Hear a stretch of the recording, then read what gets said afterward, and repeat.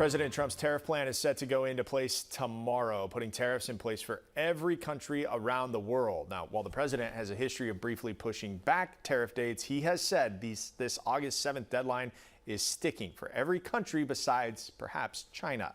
Here with us today to break down what these tariffs could look like, we have the department head of Texas A&M's Economics Department, Dennis Jansen. Thank you so much for being here with us. Sure, thank you. Okay, so could you start off, tell us what these new tariffs are and if they're different than the tariffs that are usually put on imported goods into the U.S.? Well, they're different in that they're a lot higher than we used to put on before January of 2020 or even later in 2025. So they're much higher. The average tariff rate is, by some estimates, between 16 and 18%. If you think about that compared to the sales tax rate, at about double our sales tax rate. And these are tariffs put on a wide variety of goods. It seems like the minimum tariff imposed on a variety of countries is 10 to 15%. And some of these tariff rates rise. I mean, Brazil faces a 50% tariff on goods that we buy from them.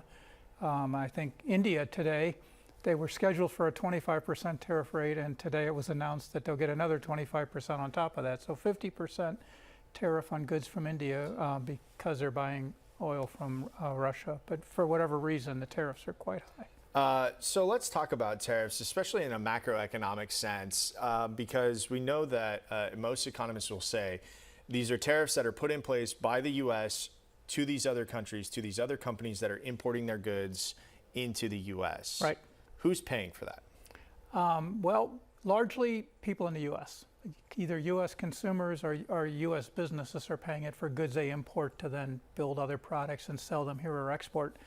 It is true that the companies producing these goods in the foreign countries are paying a small part of these tariffs. They may take a little smaller profits. They sell a little bit fewer goods. But the estimate is from the tariffs passed during the first Trump administration that roughly 90% of that tariff revenue came from U.S. firms and U.S. households.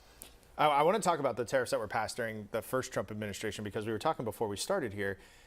Those tariffs went into effect during the first the first term of the Trump presidency, but they weren't rescinded by the Biden presidency when he was in office. He did not. Whatever the complaints were before the election, after the election, President Biden changed, I think, exactly 0 of those tariffs.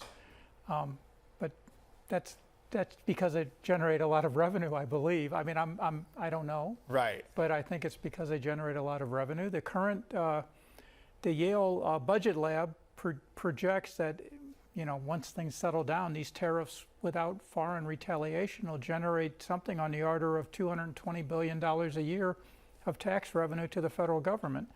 Well, $220 billion a year isn't going to reduce the deficit to 0, but it's certainly, it's not, it's going to help. It's not 0. Well, one of the things I wanted to focus in on there, though, is you said without other countries retaliating with their own tariffs on American exports.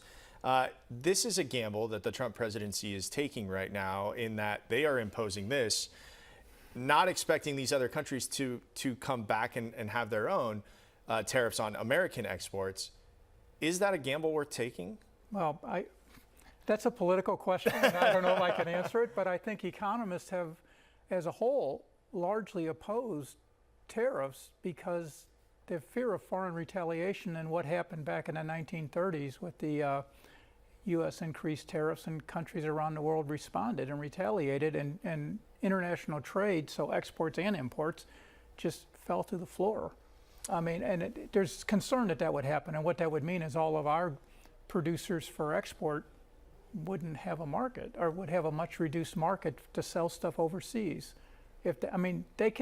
Other countries can impose tariffs too, and that's the big concern. I got about 15 seconds left here. Macroeconomists, you probably read all the publications, you read all the trades. What's the feeling among them about these tariffs? Economists don't like tariffs. I think it's partly because if you want to raise taxes, there's other ways to do it.